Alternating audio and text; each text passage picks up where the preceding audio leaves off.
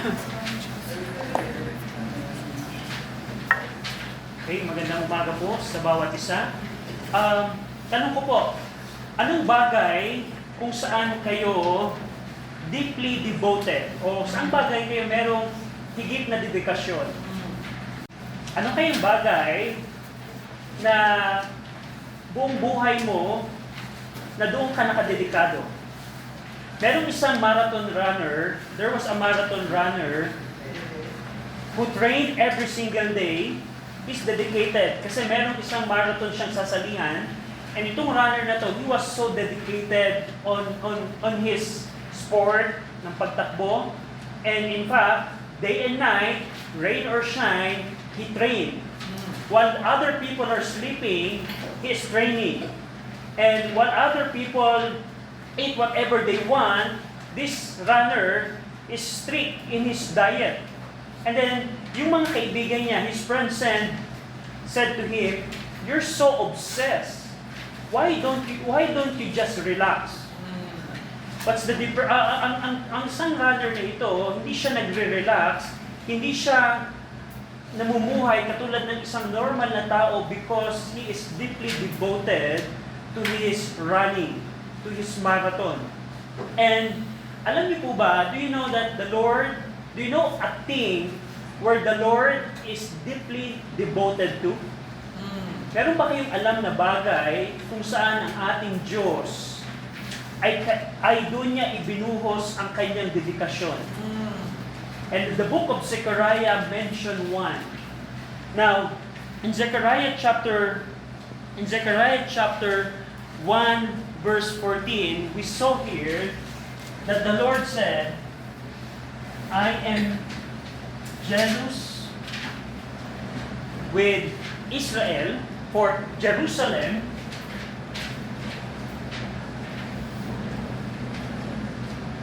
and then with Zion with great jealousy." So the word jealousy, if we check the Hebrew, ibig sabihin po niyan, deeply devoted, or passionately devoted. Just like a marathon runner, that he's going to do everything that is necessary for his devotion. And alam niyo po ba na ang Panginoon in the book of Zechariah reveals that He is jealous, He is deeply devoted to Jerusalem and for His people. And we see ano ang implication nito sa ating panahon. Now, of course, a quick review. 2 weeks ago, we already saw the first vision of Zechariah, wherein Zechariah saw through a vision that while the Gentile nation are at peace, merong kapayapaan yung mga hintil na bansa, ang bayan na pinili ng Diyos, ang bayan kung saan siya deeply devoted to, ay nananatiling wasak at walang kapayapaan.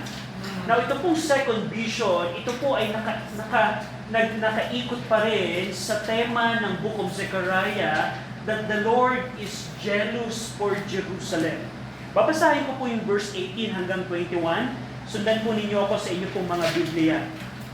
Zechariah chapter 1, verse 18, "Then lifted I up mine eyes," si Zechariah po ang nagsasalita dito, "and saw, and behold, 4 horns. And I said unto the angel that talked with me, What be this? And he answered me, These are the horns which have scattered Judah, Israel, and Jerusalem. And the Lord showed me 4 carpenters. Then said I, What come this to do? And he spake, saying, These are the horns which have scattered Judah, so that no man did lift up his head, but these are come to pray them, to cast out the horns of the Gentiles, which lifted up their horn over the land of Judah, to scatter it." Shall we pray? Ama namin Diyos po na makapangyarihan sa lahat na nasa langit, kami Panginoon ay lumalapit po sa inyo. Humingi Panginoon ng tulong, nabigyan niyo kami ng tulong at habag na maunawaan namin ang Book of Zechariah, malaman namin ang tamang interpretation ng bawat passages so that we can effectively apply the truths of the Book of Zechariah in our daily lives. We pray na patawarin niyo kami sa aming pong mga kasalanan. We pray that the Holy Spirit will help us to understand your word, and I pray that you help us to apply the truths of the book of Zechariah in our daily lives. I pray that you have mercy on us and compassion toward us. In Jesus Christ we pray. Amen. So, the Lord has a great jealousy toward Jerusalem. And by the way, Jerusalem is a place. It's His appointed place for His people. Of course, ang Jerusalem ay isang lugar, but we can say that the Lord has great jealousy as well to His chosen people. Now, ito pong second vision ni Zechariah, it is the continuation of a good words and comfortable words to Zerubbabel. Naalala natin, in the first vision po, ipinakita ni Jehovah ng Panginoon kay Zechariah the comforting and good words para sa kanyang bayan. While the Jews returned to the land and while they are constructing the temple for 5 months now, the Lord gave them comforting words and good words to encourage them in what they are doing. At ito pong second vision, ito po ay continuation ng good words and comforting message po na yon. At ito pong comforting message, again, came through another vision.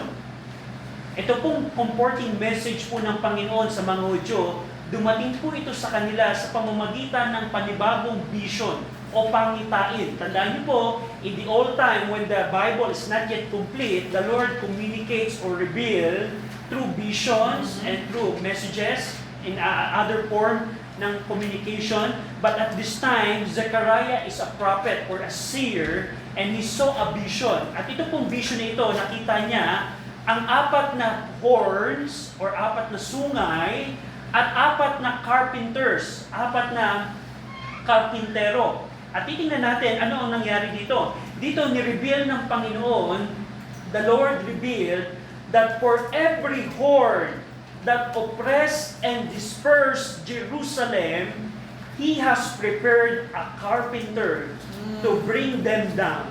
Sa bawat sungay na magpapatalsik at mag-o-oppress sa kanyang bayan, kung saan siya deeply devoted to, merong nakahandang karpintero na wawasak sa sungay na yun. So yun po ang ibig sabihin po nito. And we're going to see anong intention dito. Ang intention ng message na ito is for encouragement to the Jews who are constructing the temple for 5 months now. Just imagine, just put yourselves to the shoes of these construction workers. Probably ikaw ay mason, assigned to masonry. Probably you're assigned to metalworks. But how this message encourage you in doing the will of God in constructing the temple? At yun po yung titingnan po natin right now. Now, tingnan po natin yung second vision na ito. In verse 18, "Then lifted I up mine eyes, and saw, and behold 4 horns. And I said unto the angel that talked with me, What be this? And he answered me, These are the horns which have scattered Judah, Israel, and Jerusalem." So similar to the first revelation of the Lord, ng verse 7 to 17, the second revelation also comes through a vision. So Zechariah lifted up his eyes, saw, and behold 4 horns. Meron po siyang nakitang 4 na sungay.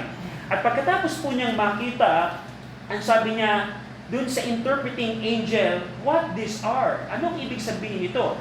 Tandaan niyo po, ang horns is scripture, ang mga sungay or horns is scripture is often it's often used metaphorically in the scripture as a symbol of power and strength or authority. Whenever na meron pong sungay or horns is scripture, ipinapakita po nito ang kapangyarihan or kalakasan or otoridad. So, ito pong horn na ito, later identified in verse 21 as the horns of the Gentiles. Mga horns ng mga hintil. Now, pagkatapos makita ni Zechariah yung 4 na horns, ang sabi niya sa interpreting angel, remember, meron siyang kasamang interpreting angel, ang sabi niya, anong ibig sabihin nito? And the interpreting angel answered Zechariah that these are the horns which have scattered or dispersed Judah, Israel and Jerusalem. Itong mga sungay nito, yung mga sungay nito, which are the Gentile nations, the horns of the Gentiles, the power of the Gentiles, these are the horns that scattered my city. Yeah. Now, yung word na scatter in the Hebrew, which is zara, appeared 3 times in this second vision. 3 beses pong ginamit ni Zechariah or nakita niya, yung napakinggan niya yung word na scatter or zara in Hebrew. Now, at this point of time, during the time of Zechariah, around 520 BC, around this time, ang Judah, ang Israel at ang Jerusalem had already been scattered multiple times. Okay, bigyan ko po kayo ng geographic. So, let's say ito po yung Mediterranean Sea, and ito po ang Dead Sea, and then ito po yung probably the twin rivers, Euphrates and Tigris. Ito po yung Israel, let's say ito po yung Israel, and this is Judah, Israel, and Jerusalem. And throughout the history, during when the Lord revealed the second vision, ang bayan po ng Diyos experienced multiple scattering of the Gentiles. There are many times na nangyari sa kanila na yung horns of the Gentile scattered His people.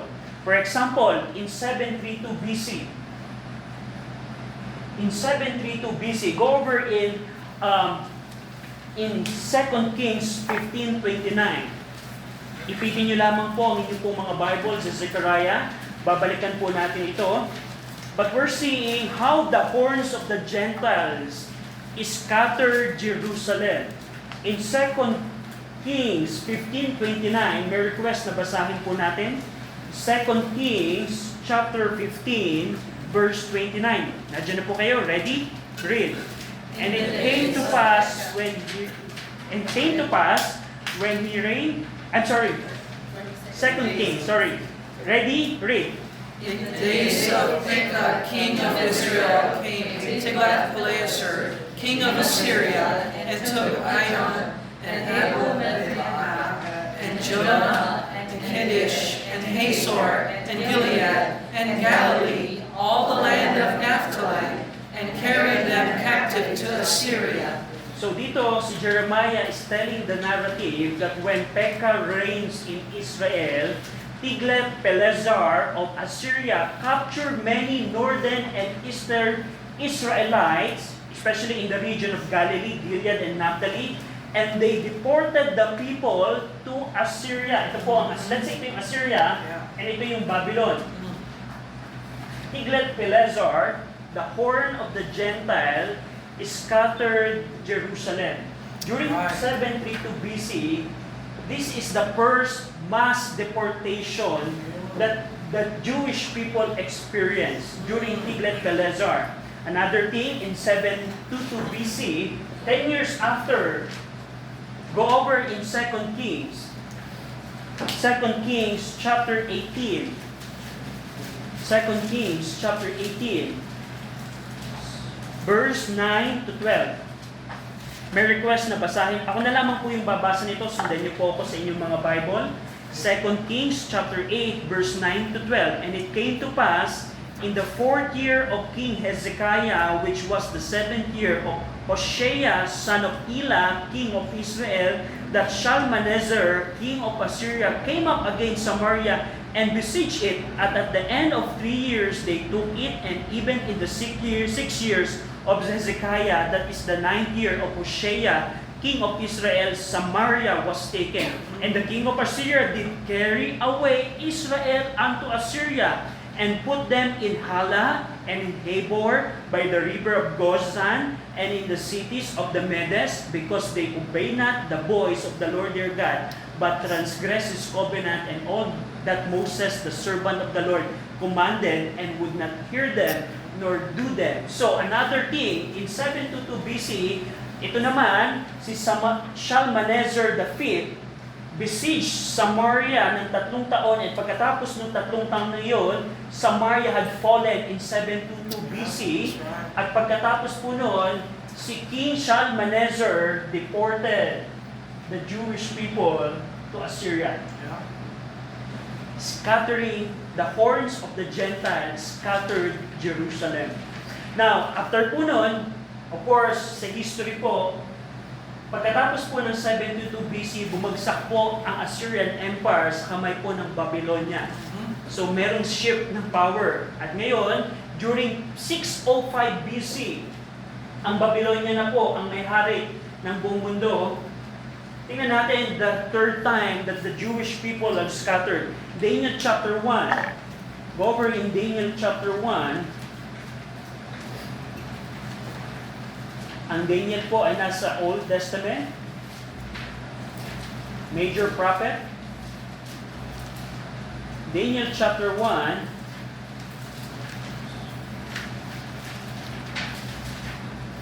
Verse 1 to 6. Tingnan niyo po. Babasahin ko po. Sundan niyo ako sa inyong mga Bible.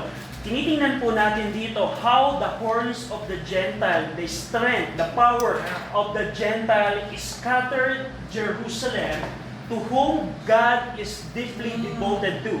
And we're going to see the point why the second vision is meant to encourage them with this message. In Daniel chapter 1, verse 1 to 6, in the third year of the reign of Jehoiakim, king of Judah, came Nebuchadnezzar, king of Babylon, unto Jerusalem and besieged it. And the Lord gave Jehoiakim, king of Judah, into his hand, which part of the vessel of the house of God, which he carried into the land of Shinar, to the house of his God, and he brought the vessel into the treasure house of his God. And the king spake unto Ashpenaz, the master of his eunuch, that he should bring certain of the children of Israel and of the king's seed and of the princes, children in whom was no blemish, but well favored and skillful in all wisdom and cunning in knowledge and understanding science, and such as had ability in them to stand in the king's palace, and whom they might teach the learning and the tongue of Chaldean. In 605 BC, after the battle of Carchemish, where Babylon defeated Egypt, pagbalik po ng mga Babylonia from Egypt, of course we know that this is Egypt, pagbalik nila papuntang Babylon, nag-stop over sila sa Jerusalem, and they took some of the royal family, nobility, skilled youth to Babylon. And we know Daniel, Hananiah, Mishael, and Azariah were taken during this deportation. And this is the first deportation of the Jews to Babylon. The horns of the Gentile scattered Jerusalem. Yeah. This is Assyria, this is Babylon. Now, another thing, go over in Ezekiel chapter 1. In Ezekiel chapter 1, bago mag-Daniel, tingnan niyo po ito, Ezekiel 1. Ezekiel chapter 1, 1 to 3. Now it came to pass in the 30th year, in the 4th month, in the 5th day of the month, as I was among the captives by the river of Chebar, that the heavens were opened, and I saw of God. So Ezekiel was saying, I was one of the captives. During 597 BC, nagkaroon po ng another wave of deportation. 597 BC. In 597 BC, Jehoiakim surrendered after Nebuchadnezzar besieged Jerusalem. At dito si Jehoiakim, the royal family, officials, soldiers, craftsmen, and smith were taken to Babylon. And Ezekiel is one of the captives deported to Babylonia. You can check 2 Kings 24 about the details of it. But the second deportation happened in 597 BC. And another time, the horn of the Gentiles scattered Jerusalem. And last, 586 BC, probably you go over in Jeremiah 52. Jeremiah 52, verse 15 and 16. Jeremiah 52, verse 15 and 16. May request po na basahin natin ito ng sabay-sabay. Jeremiah 52, 15 and 16. Ready? Read. Then Nebuchadnezzar, the captain of the guard, carried away captive certain of the poor of the people, and the residue of the people that remained in the city, and those that fell away, that fell to the king of Babylon, and the rest of the multitude. And Nebuzaradan, the captain of the guard, left certain of the poor of the land for vine dressers and for husbandmen. So dito po, during 586 BC, during the fall of Jerusalem, where the temple was destroyed and burned, where the walls were broken, where the city is burned, one of the things that Babylon did to Jerusalem is they captured and deported the Jewish people from Jerusalem. And at another time, 586 BC, the horde of the Gentiles scattered Jerusalem, Judah, and Israel. Now, yan po yung mga, probably Zechariah remembers this event when he saw the second vision. But after the Zechariah, there are other instances of Jewish diaspora. May mga instances pa po kung saan ang mga Gentile nation ay pinaalis ang mga Hudyo sa Jerusalem. And during the Persian Kingdom, many Jews choose to stay in Persia rather than to return to Israel. And one of them, if you are aware, Esther and Mordecai, are the Jewish people who didn't return to the land. But the will of God is to return, but they didn't return. And during Hellenistic period, during the Alexander the Great, after Alexander the Great conquered the world and the Hellenistic period occurred, many Jews were scattered around the world during that time.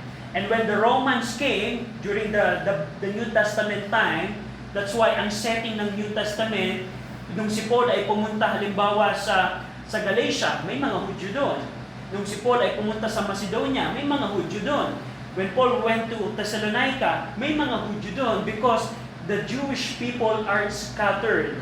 And if you remember sa history, 70 AD, one of the major event in Israel, ang Roman Empire, under the Roman rule, in 70 AD, when Titus destroyed the second temple, and 135 AD,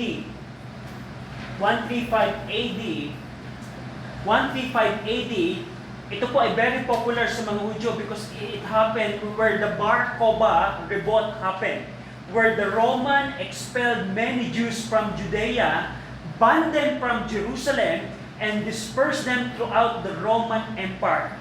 From 135 AD hanggang 20th century, wala po ang mga Hudyo sa kanilang bayan. And if you check the history, this 20th century lang po nagbalikan ang mga Hudyo. We can study that, but the thing here is, even the Romans dispersed the nation of God. And throughout the history, we can say the Byzantines, the Muslim, the Arabs, and the Germans continue to disperse the Jewish people from their homeland. The horde of the Gentiles scattered Jerusalem. So ang tanong probably, why? Why the Lord revealed this message to Zechariah? Why the Lord revealed that this horde of the Gentiles scattered my nation? Tandaan niyo po, ang focus po dito ni Zechariah ng Panginoon, he mentioned in the previous vision, I am jealous for Jerusalem. I am deeply devoted to Jerusalem, and now this Gentile nation scatter my nation, my place. What are the things that the Lord will do? If the Lord is deeply devoted to Jerusalem, and some Gentile nation scattered His nation, do you think, is it just okay for the Lord? And that's why the carpenters come. Amen. Dito, pinakita ng Panginoon the purpose of the carpenters. Tandaan niyo po, I want you to remember, the Lord shows His great jealousy for Jerusalem, His appointed place for His people. Throughout, go over in Genesis chapter 12, bakit ganun? Bakit mahalaga sa Panginoon ang kanyang bayan. And why the Lord is serious about what the Gentile nation did to Jerusalem. Let's go back in Genesis 12, in Genesis chapter 12, in verse 1 and 2. Genesis chapter 12, verse 1 and 2. Now the Lord had said unto Abram, Get thee out of thy country and from thy kindred and from thy father's house unto a land that I will show thee, and I will make thee of a great nation, and I will bless thee and make thy name great, and thou shalt be a blessing. Ito po ang unang instance wherein the Lord choose Jerusalem or the land, the promised land, na lugar para sa kanyang bayan.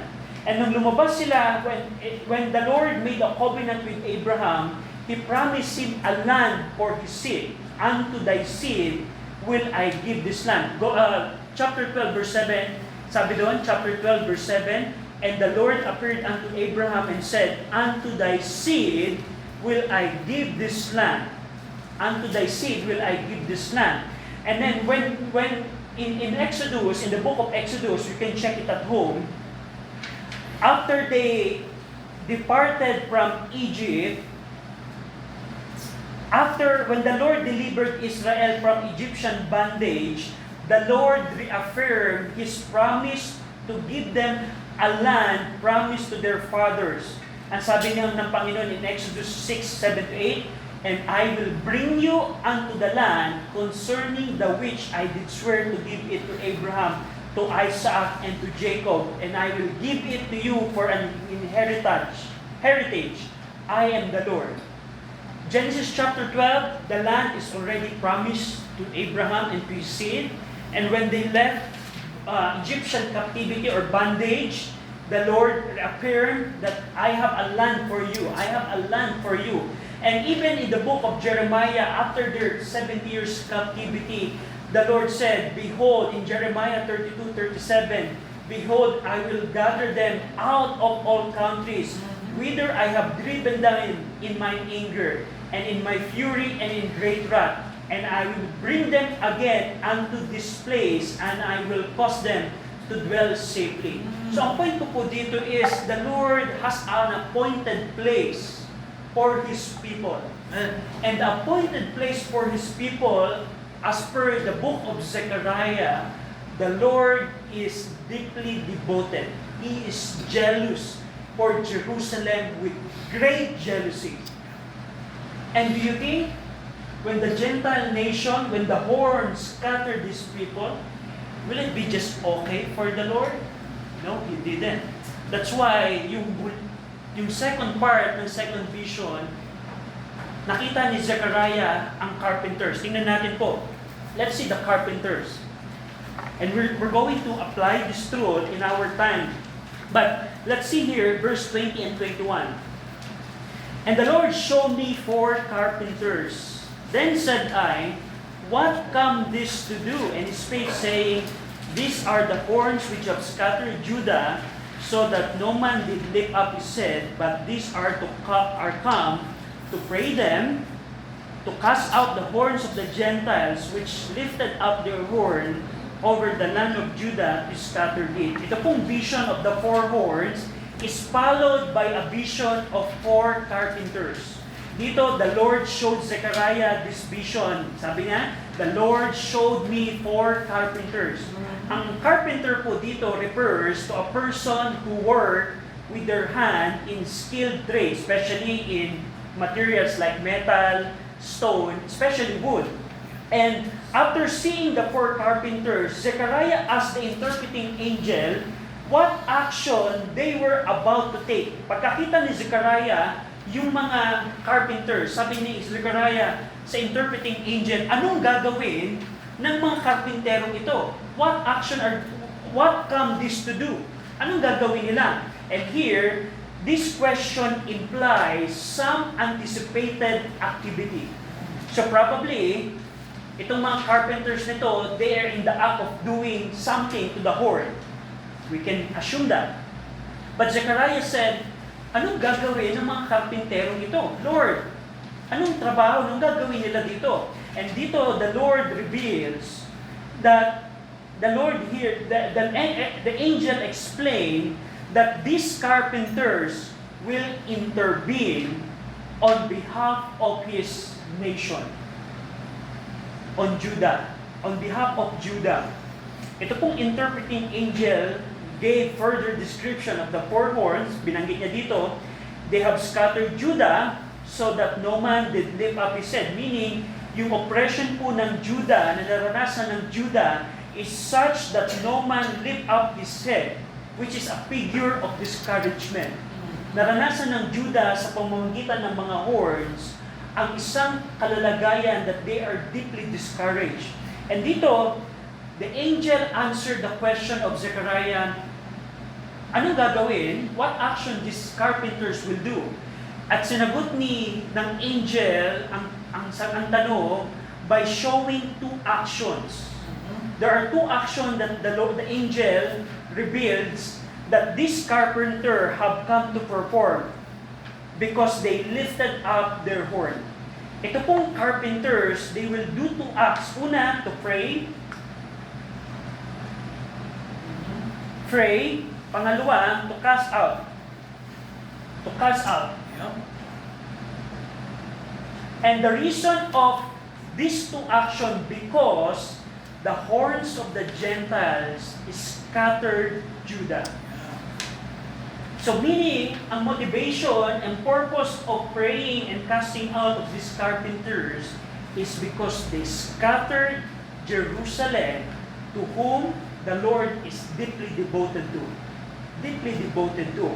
So yung action na ito, yung una, to pray, ang ibig sabihin po ng pray is to terrify or to shake with terror. This carpenter will terror or terrify the Gentile nation.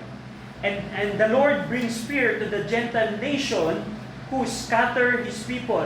Pangalawa, these carpenters are sent by the Lord to cast out or to defeat or to subdue the horns of the Gentile. Meaning, the Lord brings destruction to the Gentile nation who scatter His people. Ito pong mga carpenters na ito po yung imagery na nagpapakita ng destruction na mararanasan ng mga bansang nagpatalsik at nagpakalat, nagpa-scatter sa Jerusalem, to whom the Lord is deeply devoted to. And if we know history, we know that the Assyrians were rewarded by the Lord with destruction. You can check Isaiah 14:25, Isaiah 30:27 to 33, and Isaiah 31, wherein the Assyria was judged by the Lord because they scattered Jerusalem. And for the Babylonians, we know na sa Assyrian kingdom po, sa Assyria, do you know who became the carpenter who destroyed Assyria? It was the Babylon. Exactly, yes. And if we know the Babylon, who became the carpenter who destroyed Babylon? The Medo-Persia. And tingnan nyo yung, tandaan nito, pray and cast out. Bilang example, go over in Daniel chapter 5. In Daniel chapter 5, na itong destruction, itong vision na nakita ni Zechariah literally happened to Babylon. So the Babylonian king. In Daniel chapter 5, verse 25 to 31. Daniel chapter 5, verse 25 to 31. Ako po yung babasa, sundan niyo ako. And this is the writing that was written, Mene, Mene, Tekel, Upharsin. This is the interpretation of the king. Mene, God had numbered thy kingdom and finished it. Tekel, thou art weighed in the balances and art found wanting. Peres, thy kingdom is divided and given to the Medes and Persian. Then commanded Belshazzar, and they clothed Daniel with scarlet and put a chain of gold about his neck and made a proclamation concerning him that he should be the third ruler of the kingdom. And in that night, what Belshazzar, the king of the Chaldeans, laid, and Darius the Median took the kingdom, being about 62 years. Nung gabi po, na nagiinuman at nagpa-party sina Belshazzar, nakakita po siya ng sulat sa kamay na Mene, Mene, Tekel, Upharsin. At yun po, nabasa natin yung interpretation nito. At yun po ay nagbigay ng terror kay Belshazzar. at sa mga Babylonia. And we see the vision, the carpenters will pray the horns. And after that, during the exact night, the Medo-Persian destroyed the Babylonia. Cast out the horns of the Gentiles. Now, now ang question, what's the importance of this vision? What's the importance of this vision? Tandaan niyo po, ang pinakasentro pong tema po ng Book of Zechariah is the Lord is jealous for Jerusalem. He's jealous for Jerusalem. Imagine, remember the athlete that is dedicated in this marathon? He will do everything because of his dedication. Meron na bang time that you are dedicated of something? That even someone hinder you? No, I will still do it because I am deeply devoted to it. And just like the Lord, He is devoted for Jerusalem. And anyone who scattered his nation, He brings a carpenter. Anyone who disrupt the nation of the Lord, any horn that will disrupt and scatter His nation, He prepared a carpenter that will destroy it. Now, question, where are the Assyrians now? They're not here right now. Where are the Babylonians? They're not here right now. Where are the Byzantines? They are not right now. Probably you can say the Arabs are still here, the Muslims are still here, the Germans are still here, but when Christ comes, all of them will receive the casting out because they scattered Jerusalem. They scattered Jerusalem because the Lord is deeply devoted. If you know the history, lately lang po nagsibalikan ang mga Hudyo in this place. In the 20th century. From 135 AD hanggang 20th century, 1900, wala po ang mga Hudyo dito sa lugar na to. They were scattered around the world. And do you think the nation, the horns of the Gentiles who did that to Jerusalem, is it a simple thing for the Lord? No. Every one of them will face the Lord. And the Lord prepared a carpenter for them. As per the book of Zechariah. Now, bilang mga New Testament believers, of course, this is the contextual meaning ng book of Zechariah. Ano ang truth na ito na makikita natin? Now, question. Yes, the Lord is jealous for Jerusalem, to His appointed place. In our time, what is the place to whom the Lord is deeply dedicated, devoted to? Church. The church. Do you think if the Lord sent a carpenter to the Gentile nation who disrupt His will for His place, do you think the Lord is the same yesterday, today, and forever? That's right. I think so. So, dito, bilang application, we see here that the Lord is deeply devoted and zealous for the place He has chosen for His people. And anyone who stand against His purpose will face judgment. That's right. We see that in Assyria. Assyrians are not here right now.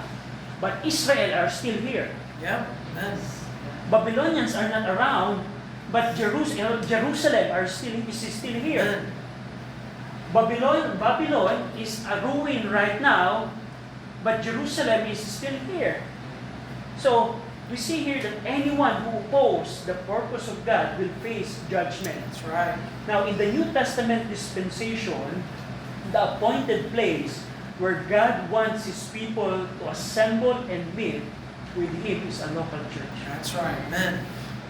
So, knowing the truth of the Lord's dedication to Jerusalem, He will do anything for His dedication and devotion.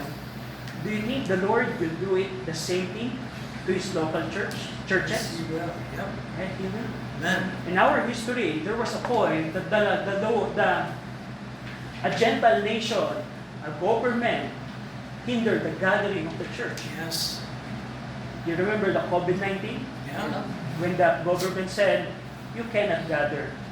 You cannot go to the appointed place. Yep. Do you think it's a simple thing for the Lord? No.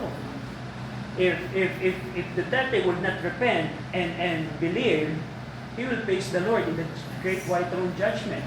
And he is accountable for doing that to his appointed place, the Lord's appointed place. That's right.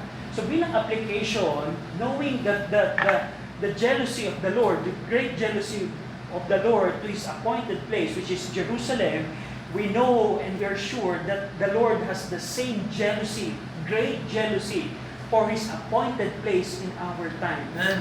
And anyone who disrupt and oppose the will of God to his appointed place Yep. will face the same judgment. That's right. This is the book of Zechariah. This is the Bible. Amen. So bilang application, parang ganito po. Kung ikaw, Kristiyano, gusto mong magpunta ng church, gusto mong gawin ang kalooban ng Panginoon, Amen. at merong tao na mag-uupo sa'yo, Yep. kahit kamag-anak mo yan, kahit magulang mo yan, kahit asawa mo yan, he is under the judgment of That's God. right. Because he is contradicting the will of God. Yun. Amen. He is scattering the people of God from his appointed place. So, that's the thing. That's the thing. Yep. Now, the Lord is serious about his place. Amen. And in the future, by the way, the Jews are back to their land. And that's and if you know the future events, the Lord is preparing tribulation, restoration of Israel, and the millennium kingdom in the future. But the thing here is, we see the dedication of the Lord. How about our dedication? Are we going to align our dedication to what the Lord, to which the Lord is dedicated to? I-align ba natin ang ating devotion sa mga bagay kung saan ang Diyos ay dedicated Yeah. at deeply devoted to? So, bilang mga mananampalataya, I hope you are convinced that the Lord has a place for us. The Lord doesn't want us to meet online. The Yeah. Lord doesn't want us to just roam around in our place every Sunday. The Lord has a place for the believers. Amen. That's right. And if you purposely forsake the assembling of ourselves together, it's your choice. Yeah. You're disobeying the will of God. Just look at the Assyrian. They thought it's just a simple thing to scatter the people of God. It's not a simple thing for the Lord. The Lord prepared carpenters. Shall we pray? Ama namin Diyos po na makapangyarihan sa lahat, salamat Panginoon for na binigay niyo kami ng understanding about the book of Zechariah at yung truth, Ama, na katotohanan that you are deeply devoted. You have a great jealousy for Jerusalem. And we understand now sa aming panahon, you have us appointed place as well for us to meet and gather to meet you and worship you and serve you in the local church. Salamat Panginoon for your place. And we pray na ang truth na nakita namin in the book of Zechariah will challenge us to have the same dedication, the same ng inyong jealousy for your place. We pray that you help us na magkaroon kami ng same dedication and devotion for the things that you are deeply devoted to. In Jesus Christ we pray. Amen.